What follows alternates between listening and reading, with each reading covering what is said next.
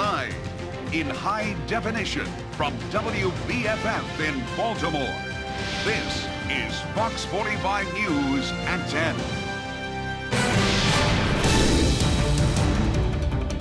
Hello, I'm Jennifer Gilbert. And I'm Kai Jackson. Today's developing story, the small helicopter that landed near the Capitol building in Washington, D.C. We're learning a lot more tonight about what happened and the events that led up to that security breach. First, stunning new video of Doug Hughes' last few seconds of flight. This is not good, people. No. Wow, as you can see, this video was shot in the reflecting pool side of the Ulysses Grant Memorial right in front of the Capitol building. Now, the video clearly illustrates just how low Hughes was flying and just how close he got to the Capitol. We're also learning more tonight about what may be the origin of Hughes' flight. Well, what you're seeing here in this video is Cumberland Township in Pennsylvania and State Police and the National Park Service at the Gettysburg Regional Airport in Pennsylvania. Witnesses there say they saw an odd aircraft take off from that airport earlier today, according to our sister station in Harrisburg. Now, Hughes wrote on his website that he notified authorities about what he was trying to do. But tonight, the FAA says it had not been in contact with Hughes. Scott Thuman from our sister station in Washington, D.C. takes us through the scare at the Capitol this afternoon. A surreal scene at the U.S. Capitol. A man flying a small helicopter lands on the West Lawn. Police quickly surround it, pulling the pilot away, searching and handcuffing him. It came in very low. And I mean, when I looked at it, I was like, this guy is going to go into the pond. And then he just flew right across the road and ended up on the Capitol lawn. I couldn't believe it, actually, because any kind of aircraft flying here at all, especially that low, is unusual. Everybody was pretty shocked when it flew over and when it landed. Tourists taking group photos just feet away say that's what alarmed them most. It was very low. It was about the height of the light poles here. The U.S. Post Office markings on the gyrocopter causing even more confusion. At first, we just thought it was very odd, but then, of course, when we saw the squadrons of police converging on the guy, then we got a little concerned that there might be explosives or something on board, and then we all left the area. The pilot, a Florida postal carrier identified as Doug Hughes, was reportedly trying to protest what he called campaign finance corruption. The goal, deliver 535 letters to all members of Congress expressing his anger. But it's not a very smart way to demonstrate, I don't think. Scenarios like this always prompt the what-if questions. What if this were some sort of attack? Well, Homeland Security Chairman Michael McCall tells the Associated Press had the pilot made it any closer to the actual building, that authorities were prepared to shoot it down. In Washington, I'm Scott Thuman. The Tampa Bay Times had interviewed Hughes a year ago after Hughes was contacted by the U.S. Secret Service. Hughes revealed to their reporter that he had planned to go to Washington and attempt that flight. Things are getting back to normal tonight after a bridge collapsed along the Marks-Camden line. The pedestrian bridge fell on the tracks in the town of Berwyn Heights in Prince George's County. Reports say the bridge was struck by the boom of a rail crane. There were no injuries, but the collapse interrupted MARC service during rush hour. The debris was cleared and service was restored by early this evening. A two-alarm fire destroys a duplex in southwest Baltimore this afternoon. Photojournalist Luke Rollins spoke with one of the residents who lived there for decades. Rescue 1, check your portal 3. Yeah, it's a total mess. It's gone. It's gone. At this point, it's negative. I grew up in this house as I was a little kid. Me, my mother, father, my wife Kim, all of us used to live here. Engine 2, messenger seat in service. Name's Ray Dillon. There's 921 DeSoto Road. Copy. I was at work and came home, and this is what happened. Heavy smoke and fire was showing at the time. It was engulfed in flames. It was burning real high. My neighbor's house was burning, but it ruined our whole house. We ain't got nothing now. Everything's gone. Operations to command. It's a little bit dangerous in putting anyone in at this point until we can get this under control. Nobody was home at my house. They were home next door. My dog died in there. She's still in there. They won't let me go get her. I had to get an apartment or something and just wait to rebuild. Ain't much I can do. Everything's gone, you know. Dylan's family had lived there for 54 years. No word on the cause of that fire. New tonight, Baltimore County Police are revealing more information about the 3 people found dead in their Parkville home last week. Police now say, based on the injuries and how the bodies were found, they believe Gilbert Mendoza murdered his wife and daughter before killing himself. And while detectives can't say why it happened, the investigation has shown the family was facing financial troubles. A Montgomery County man is sentenced to 150 years in prison for sexually assaulting men he met at beer pong events. 40-year-old Joy Poindexter was previously found guilty on 11 counts of second and third degree sex offense. He was convicted of assaulting 5 men, but prosecutors believe there are at least 24 more victims based on evidence Poindexter had of the assaults. Well, on average this year, every 2 weeks, a city police officer has been accused of using excessive force. Now there's word the police commander charged with reforming the department plans to leave. Crime and Justice reporter Joy LaPola says not everybody sees the deputy commissioner's departure as a bad thing. A brutal attack at the hands of police, and it's all caught on camera. And just this week, more officers within Baltimore's police department are accused of using excessive force. This after a man ends up at shock trauma in critical condition. There's no jurisdiction that has 0 incident. I would be disheartened if I didn't see the consistent trend downward. Much of that progress, the police commissioner attributes to this man. It's injuries that are serious enough to where we're concerned. Deputy Police Commissioner Jerry Rodriguez. Right now, we know that this individual had contact with the police. For the past 2.5 years, Rodriguez has overseen the department's Office of Internal Oversight, created to investigate use of force incidents investigations. In a statement released by the department, the commissioner and Rodriguez call his departure bittersweet. An announcement that comes amid a federal probe into a department some would say is still troubled. The same thing over and over and over. The police using the same defense, that defense I've heard so many times. I was in fear of my life. I was in fear of bodily injury. Defense attorney A. Dwight Pettit has represented dozens of families who have lost loved ones during an encounter with Baltimore police. I have seen nothing and have absolutely no confidence in the internal review committee of the police department. Tomorrow night, the Justice Department is holding a town hall meeting to address police misconduct. It's part of a federal review of the nation's 8th largest police department, whose leader of reform is now stepping down. Joy LaPola, Fox 45 News. Residents in Baltimore County are speaking out against the plan to move a road salt storage facility to their community. The county is selling the land in downtown Towson, where the current salt dome is located, and plans call for it to be located at one of 2 possible locations in Loch Raven Village. Many residents there don't like the idea of increased truck traffic and a loss of open space. At an informational meeting tonight, one community leader had a suggestion for county leaders. Keep it where it is. It's the easiest thing to do. And not only that, they have a mechanism by which they could do it. The sale is not final, it's contingent. And so this still can be left where it is today. And where it is today will not bother communities or a school. Residents say the county is telling them no final decision has been made yet on the site for the facility. Montgomery County Police have arrested a man in connection with an act of vandalism at a Gaithersburg synagogue. 18-year-old Sebastian Espinosa Carranza faces several charges of damaging and defacing religious property. Police say Espinosa Carranza confessed to spray painting swastikas and other profane words on the Shaarei Torah synagogue last week. Surveillance video shows 2 vandals committing the crimes wearing masks. Police say they've identified more kids believed to be involved. They're expected to be charged too. A special piece of property stolen from a Bel Air couple has been returned. Surveillance video shows an American flag being stolen from outside the home of Mike Kutcher and Jennifer Wilson on April 1st. Jennifer's father had given her the flag before he died, and it had been in her family for years. The couple had said they wouldn't ask any questions. They just wanted their flag back, and tonight it's back home. The Yankees star third baseman Alex Rodriguez is getting a cool reception here in Baltimore. As Jeff Abel shows us, some Orioles fans are even demanding an apology.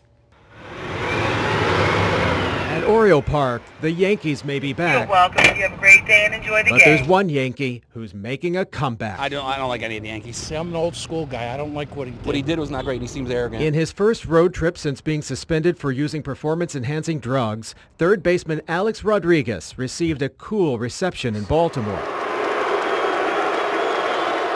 The Washington Post captured fan Talbot Rowe turning his back when Rodriguez came to bat. Hi, Talbot. Rowe spoke to us from his Eastern Shore office this morning. Now, if he were to come out today and say, oops, I'm really sorry, I would severely question, his sincerity in that statement. But I'm sorry are the words drug counselor Mike Gimble says Baltimore deserves to hear. 6 years ago, Gimble organized an anti-drug conference for 500 athletes from Milford Mill Academy. Alex Rodriguez was among the invited speakers. He said, I'm sorry for what I did. I did something stupid. Don't make the same mistake I made. After his speech, Rodriguez signed an anti-drug pledge, vowing to play ball clean and sober. He was later suspended for using performance-enhancing drugs. Certainly Milford Mill Academy deserves an apology from Alex Rodriguez. And that one a fair ball past A-Rod. So far, there's no sound of an apology. The only sound is coming from the stands, where for many fans, his comeback is hardly welcome back. Jeff Abel, Fox 45 News.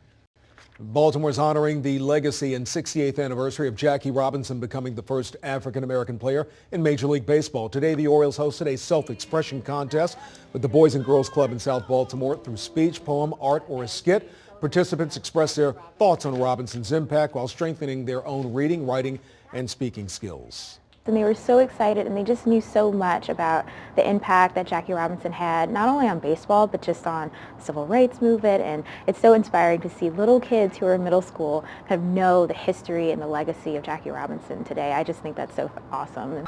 Orioles outfielder Adam Jones was also one of the judges for today's contest. The winner threw out the ceremonial first pitch at tonight's O's game. A skydiving accident caught on camera. See what happened after a powerful gust of wind hit one man at the wrong time. And a baby food recall, the dangerous object found in one jar after the break. And we saw a gorgeous day out there today. Temperatures getting into the mid-upper 60s, a high of 67 in Baltimore, 65 in Hagerstown, 65 in Salisbury. I'm going to have a look at will we be holding on to this warm air next in my forecast.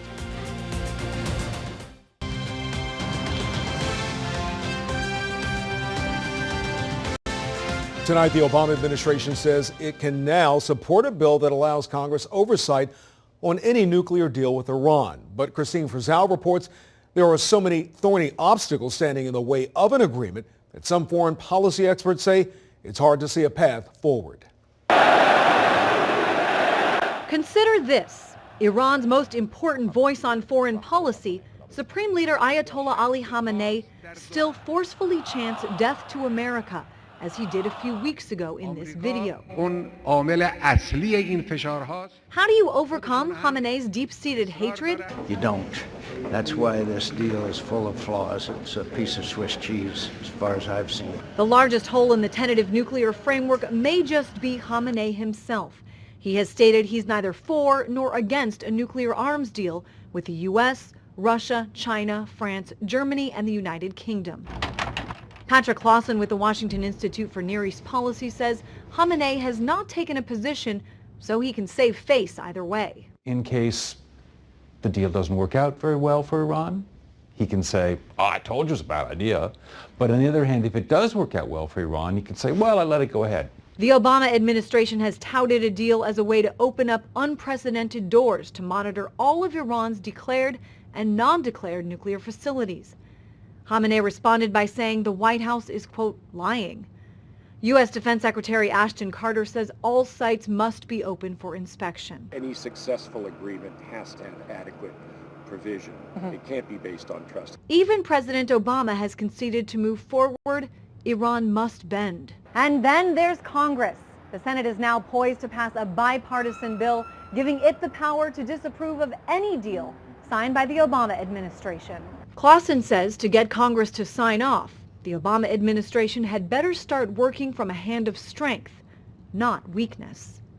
I'm Christine Frizzell, Fox 45 News. Hundreds of commercial planes flying today could easily be vulnerable to hackers. A new report from the Government Accountability Office finds newer planes have their cockpits wired into the same Wi-Fi system used by passengers. Investigators say a hacker could access avionics systems and put a computer virus into flight control computers to take over the warning or navigation systems, even the entire plane. BWI is offering a new service to speed up security checks at the airport. A New York-based company called Clear is planning to open kiosks at the airport next week that will be integrated into the TSA's current pre-check system. Travelers can now have their identities verified with eye or fingerprint scans, allowing them to skip those long lines. BWI will be the first airport in the Baltimore-Washington metro area to offer the service and the 11th nationwide. The service will cost $15 a month per passenger and $50 a year to add a partner or a spouse. A skydiving nightmare caught on video in South Africa. The helmet camera on one skydiver shows him and his friends execute a safe jump. Then a powerful wind blows Luke Godfrey off course and messes up his main parachute. While he deploys the spare one, his helmet goes flying. The camera shows what could have happened to him.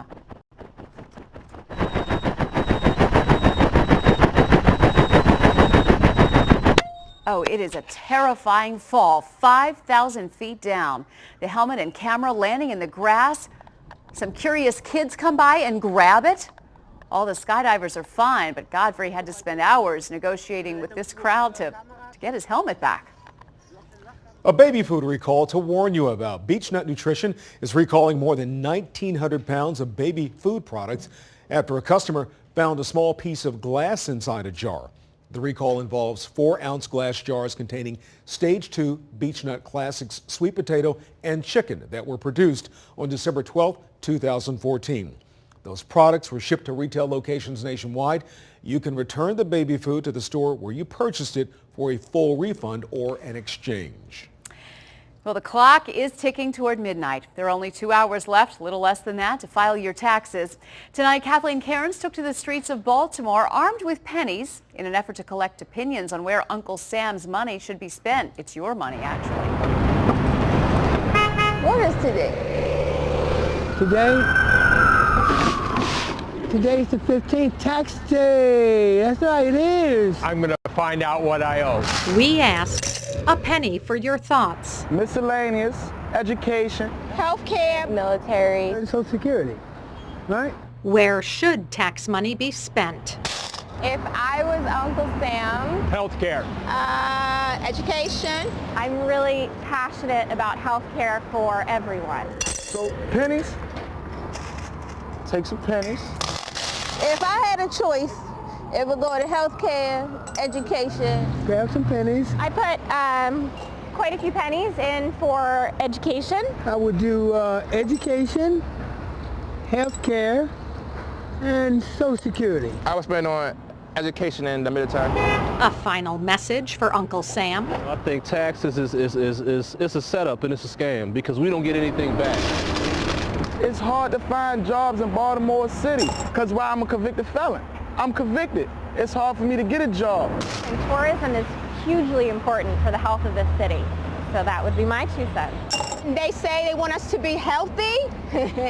And to me, having great dental care is a part of being healthy. Y'all taxing us. You can't tax nobody with no money. You can't do it. Yeah, that's my 2 cents on that. I hope we continue on being great. In Baltimore, If only we could be a tax-free state, that'd be awesome. Kathleen Cairns, You ready for America? Fox 45 News. Everybody's got their 2 cents in. No charge for the forecast today. It's beautiful today. Chief Meteorologist Vetus Reed is standing by to tell us if this lovely tax day weather will continue, Vetus. Well, you know, I know that I'd like to charge a little something for that real quick since you mentioned it. No, just kidding. Anyway, talking about the forecast, a free forecast here. I can give that to you. Looking at those temperatures, actually we saw highs today in the upper 60s, not too bad. 54 degrees in Baltimore, 57 in Hagerstown, down in Salisbury sitting at 51 degrees. We will cool down into the lower 50s, upper 40s for overnight lows. We did have a few scattered clouds out there, but no precip around central Maryland. The rain is still staying down south of Charlottesville, and it looks like we should stay dry through the overnight and then into tomorrow. So it looks like a nice forecast as we continue to see just a few scattered clouds. The clouds will kind of break up a little bit tomorrow, allowing for some sunshine as the rain stays down in southern Virginia, back over West Virginia and points south. So it looks like a dry day tomorrow, and then we'll have to talk about rain later in the week. So here's what it looks like for the forecast tonight. Down to 47 degrees, partly cloudy, seasonably refreshing out there with those temperatures, very comfortable. Winds out of the north at 5. We'll see a little more breezy conditions for tomorrow. I'll show you what those temperatures will be like and when that rain returns coming up in my forecast. You can access the latest information when severe weather hits right on your mobile phone. Go to foxbaltimore.com and look for mobile in the top right-hand corner of the screen to download the Fox 45 mobile news app for your Droid or iPhone. The push to increase the minimum wage. Protests around the country today fighting for $15 an hour. Why one company decided to make its minimum wage $70,000 a year. That's in 10 minutes on Fox 45 News at 10.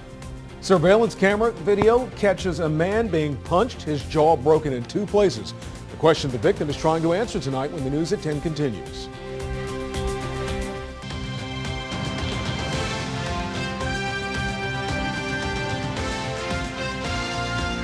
Heavy winds causing trouble for people across Utah, and cameras were rolling as it picked up a trampoline in one neighborhood. Take a look at this. The winds were so strong it sends the trampoline rolling for several yards. You can see it fly over some bushes, then just keep going. The windstorm also knocked over trees, causing widespread power outages. New Hampshire police are searching for a suspect who's caught on camera sucker punching a man outside a bar. Police say Nate Jones and his younger brother were finishing up bar hopping for the night when Nate stepped outside for a cab. Well, that's when you see a man walk up to him, a few words are exchanged, and all of a sudden, bam, he gets sucker punched right in the face, breaking his jaw in 2 places. Now, Nate says he'd like to know who the guy is, not for revenge, just for answers and peace of mind. 2 weeks, I had nothing but time to think about it, and I can't come up with any solid reason why. It'd be nice to have a face to go with this so I can just put it all behind me. You know, that's a big part of the process, I think. Well, police have been canvassing other bars and learned that the suspect may have been seen wearing a camo sweatshirt earlier in the night. They're trying to make an arrest at this time. There's a wrong-way driver. You got a wrong-way driver. There was a car driving the wrong way down the I-10. I just saw the lights coming towards me. There was a car going the wrong way. We almost Next on Fox 45 News at 10, the action one officer took to stop that dangerous driver. Total shock. And why one company decided that everyone's starting salary should be $70,000 a year. That after the break. And it looks like we are seeing a few scattered clouds across the area, but dry conditions right now out at BWI. We have temperatures sitting at 54 degrees. We have some changes on the way. I'm going to show you when those changes arrive next in my forecast.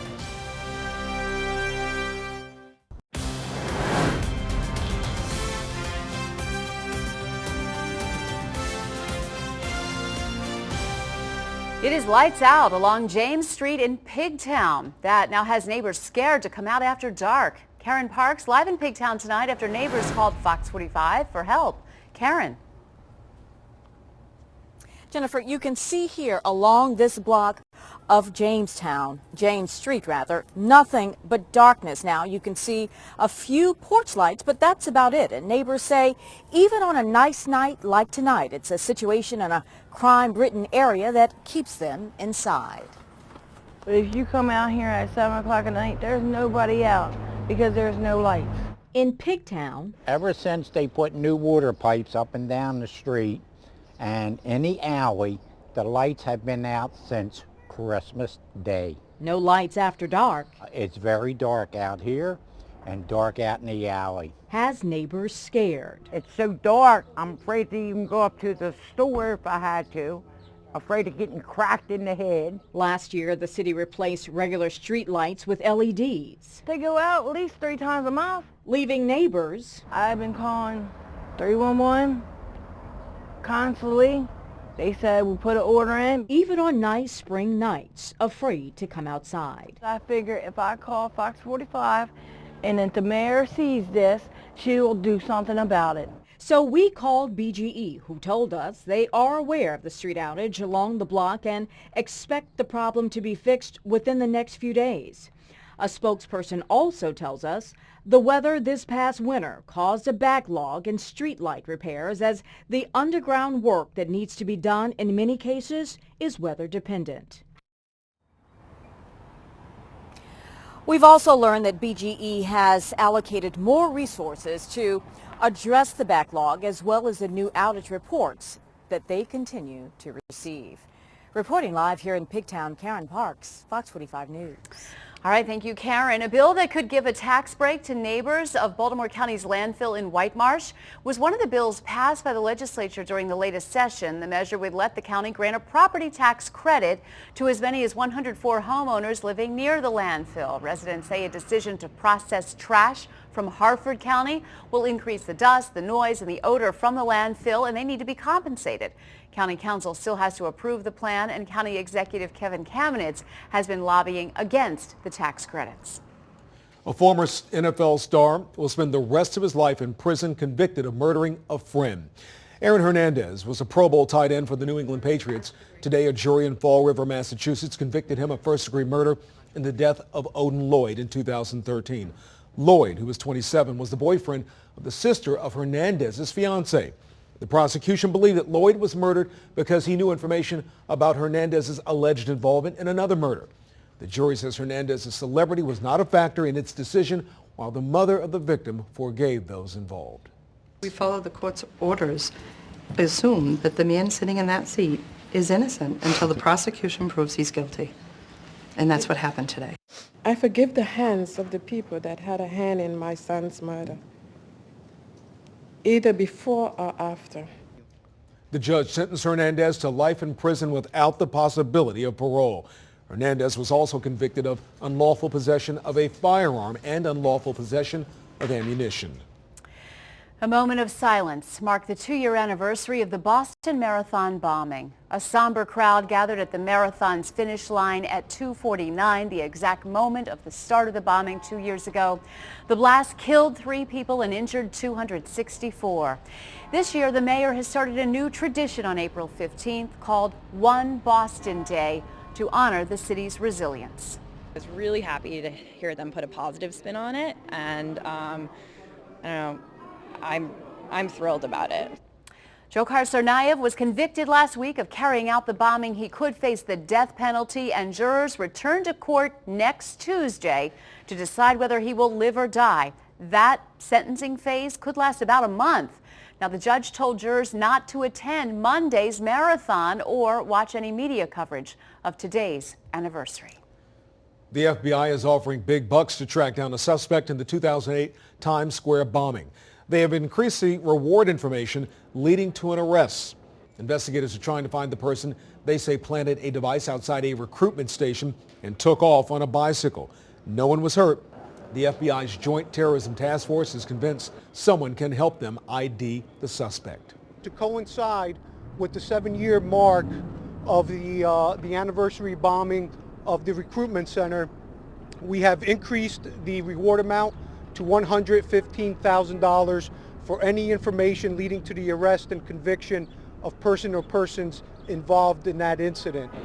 Investigators suspect the bombing is connected to 2 other unsolved bombing cases in New York City, one at the British consulate in 2005, the other at the Mexican consulate in 2007. An officer in Arizona is hailed a hero after putting his patrol car in harm's way to stop a wrong-way driver. There's a wrong-way driver. He got a wrong-way driver. There was a car driving the wrong way down the I-10. I just saw the lights coming towards me. There was a car going the wrong way. We almost had a head-on collision. Frantic drivers calling 911 to report that wrong-way driver who made it 11 miles on 3 separate freeways. An officer's dash cam was rolling as he drove his cruiser directly into the car's path, making the driver stop. The woman behind the wheel was later arrested, and police say she had a blood alcohol level of 0.22. The legal limit is 0.08. While most Americans are thinking about the taxes they pay on their income today, protesters in cities across the country are taking tax day to demand better wages. In New York, thousands of people took to the streets of Manhattan and Brooklyn to demand action. Low-income workers and their supporters gather in the fight for 15 a push for a $15 minimum wage. Thousands also taking to the streets in Chicago seeking to raise the minimum wage. They're also asking for $15 an hour and a union for fast food and other low-wage workers. The campaign is headed by Service Employees International Union, trying the difficulties of low-wage workers to the spotlight.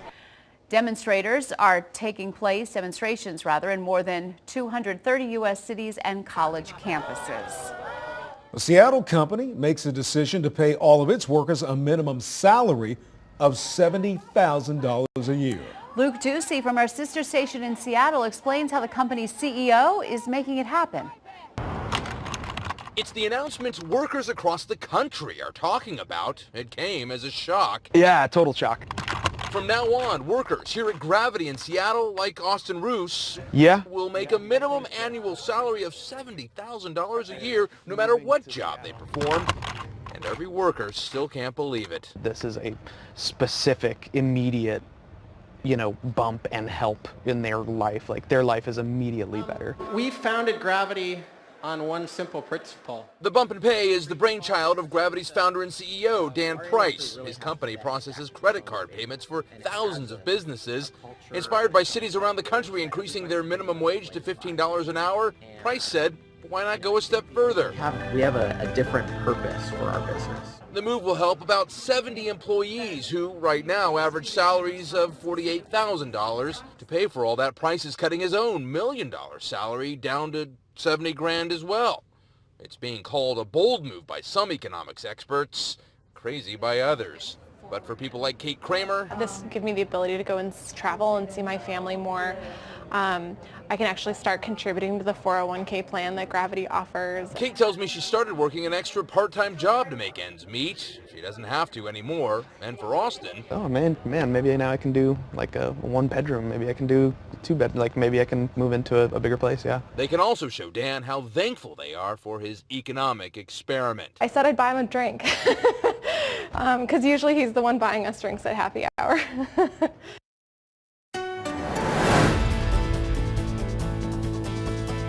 A lot of people very happy about the weather today, that's for sure. Yeah, it was pretty nice out there. Just a few scattered clouds, but still nice. It was warm. Yeah, we're starting to see more of the buds coming out and the blooming, and I love this. Spring is one of my favorite seasons. You see a lot of green, a lot of colors, very pretty. And it's just nice to get out when you see the transition. The only thing is that we do have the severe weather that we have to remember, and those severe thunderstorm watches and warnings will start occurring. Tornado watches and warnings, we'll be talking about all that. In fact, I'll be attending a severe weather workshop down at the National Weather Service offices in Sterling, Virginia tomorrow. Right. It's for the region, so a lot of folks will be down there from all the different stations talking about the new things that are coming out, and then also the different things that are going on in the atmosphere, plans ahead for the severe weather. So we'll be prepared, but we'll talk more about that probably tomorrow evening after I get back. Anyway, here's what's going on. Looking at right now the conditions out there, it looks like we do have relatively quiet conditions. A beautiful shot of all the lights glistening of downtown Baltimore, looking absolutely fabulous from our Mile 1 cam up in Towson. You can see here temperatures sitting at 54 degrees, winds are calm,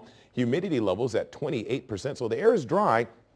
That's allowing for those showers to stay to the south of us. We had a little bit of rain down over the border, but it looks like that has continued to subside to the south as that frontal boundary stays further south through the overnight. So we see 58 degrees in Elkton, over in Bel Air looking at 58 degrees, 53 down in Chestertown across the bay, 54 Annapolis right now in Howard County, Columbia coming in at 55 degrees, up in Carroll County, 51 in Westminster, our friends to the north in Cockeysville sitting at 53. So it looks like right now those temperatures are going to continue to cool a few more degrees into the upper 40s expected through the overnight. In fact, on HD radar, you can see nothing going on as far as any precipitation in the immediate area or on the eastern shore. Closest showers are down there in Charlottesville or west of Garrett County. Those will continue to dissipate a little bit as we go through the overnight. Here's what it looks like in the bigger picture here across the region. You see those temperatures in the 50s, even a low 61 degrees right now, still holding in New York City. You can see that there are a few clouds across the state. We will continue to hold on to partly cloudy skies. They'll break up a little bit through parts of the overnight. Most of the rain and precip is over parts of South and North Carolina. Back to the west of us, this activity will continue to move up into Kentucky, Indiana, and Ohio. So it's going to keep us dry as we have this wedge of dry air over the state for tonight and then through much of tomorrow. So looking at the forecast here with the future scan, Broken clouds for tomorrow, 7:30 a.m. I think we'll stay dry through the lunchtime, 12:30, looking pretty good. Your commute home looks like there may be a little sun mixed in, maybe a shower or two out there towards Oakland. But as we get into Friday, better chances for a little of that activity that's over Ohio makes its way into here. Lunchtime about on Friday, looking at some showers, and then your commute home on Friday, looking at some rain. So it looks like Friday's the day to get a little rain. Tomorrow should be dry, and then this system gets out of here as we head into Saturday. 47 degrees tonight, partly cloudy. For tomorrow, some sun and clouds, 67, another beautiful day.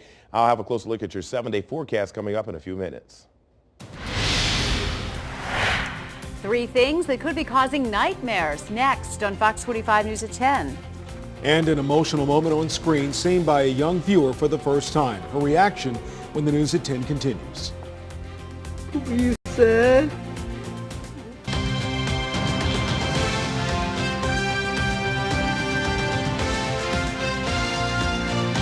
More people died in Maryland last year from heroin overdoses than from homicides. That sobering statistic was the focus of discussion at today's meeting of Governor Hogan's Emergency Task Force on Heroin.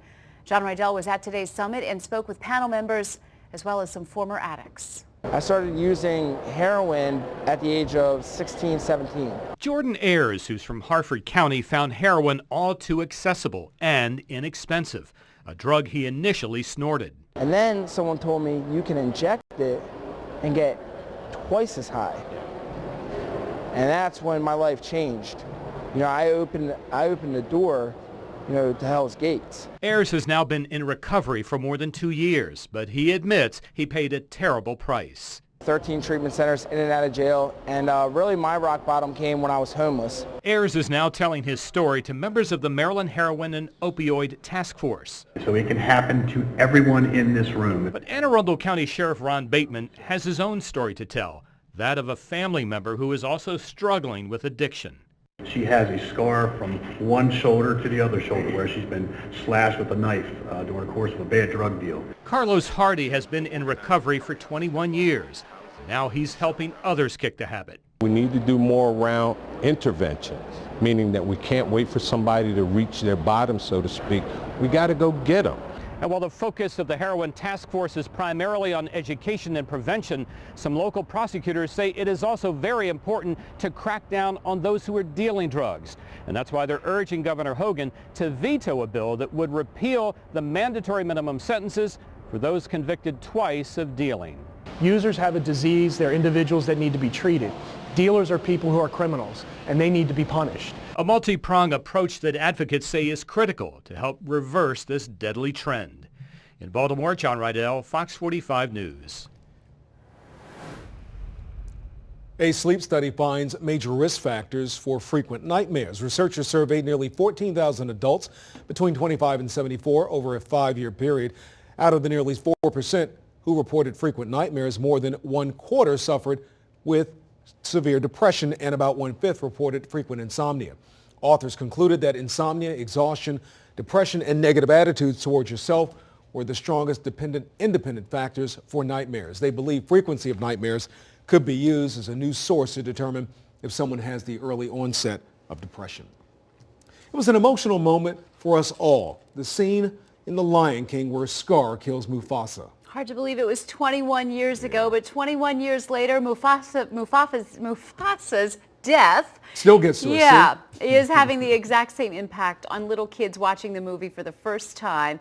And the reaction from one little girl in Baltimore has gone viral.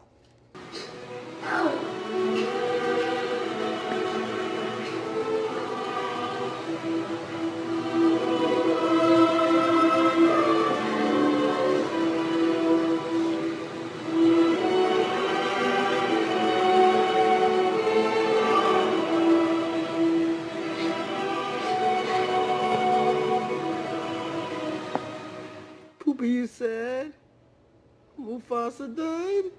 Aw. Well, Dad, Keith Harris posted this video of his daughter Victoria watching the Disney classic for the first time. Come on, baby. Come sit with Daddy. Yeah, come sit with Daddy. It's already gotten more than 6 million views. Well, a baby born with almost no hearing is finally learning the sound of his own mother's voice. Hi, buddy.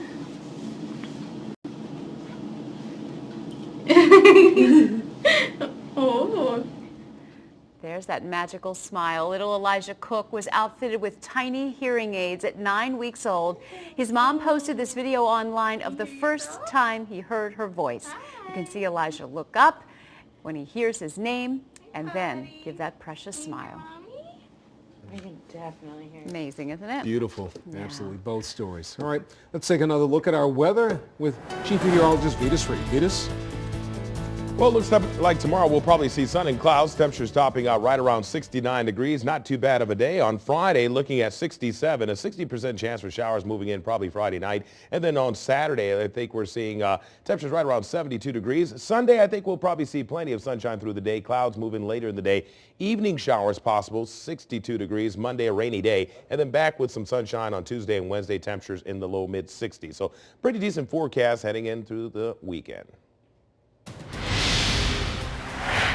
Dr. Longball paid a visit to Camden Yards. Bruce Cunningham has a lot more home runs to show you next in Sports Unlimited. And what Michael Phelps is saying about next year's Olympics in Rio when the News at 10 continues.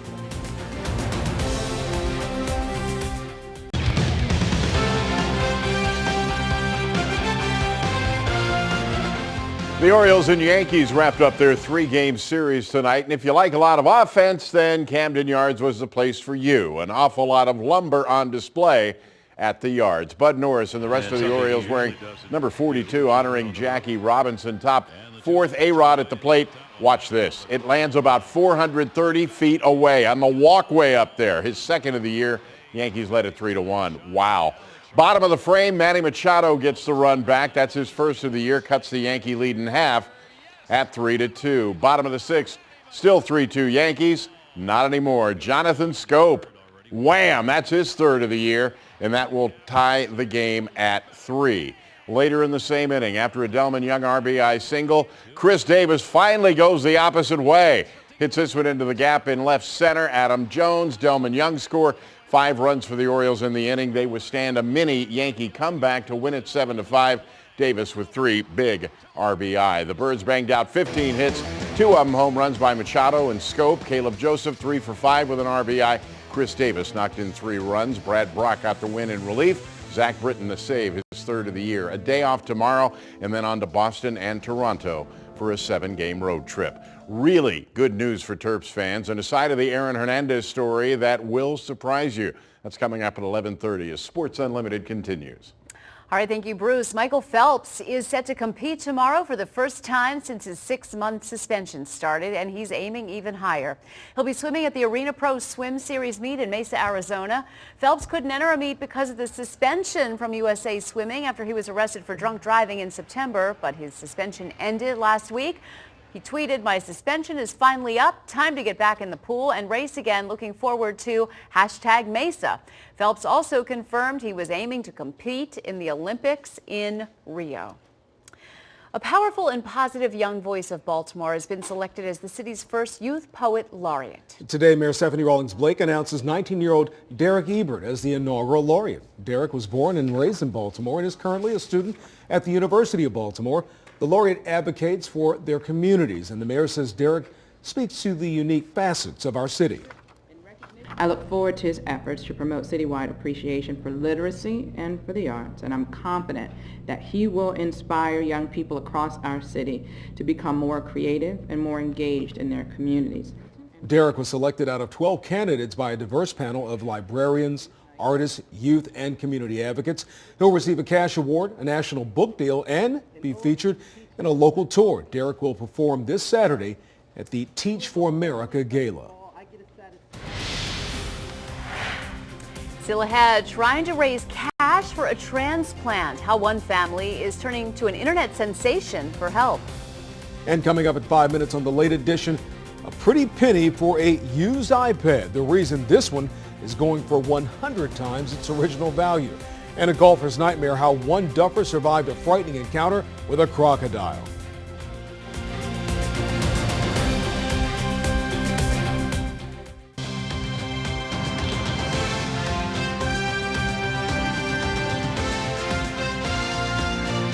Families using their son's viral internet meme to get help for a new kidney. Well, you may have come across the Success Kid meme on the internet. That 11-month-old baby is now an 8-year-old boy. His father needs a new kidney and needs $75,000 for the transplant and medical expenses. The family created a GoFundMe page using the picture of their son Sam, and help has been pouring in. It's so humbling and just reassures our faith in humanity that people want to help people. The Success Kid GoFundMe page has become an internet sensation once again, and the Grinders have already topped their goal. At last check, they've raised almost $80,000.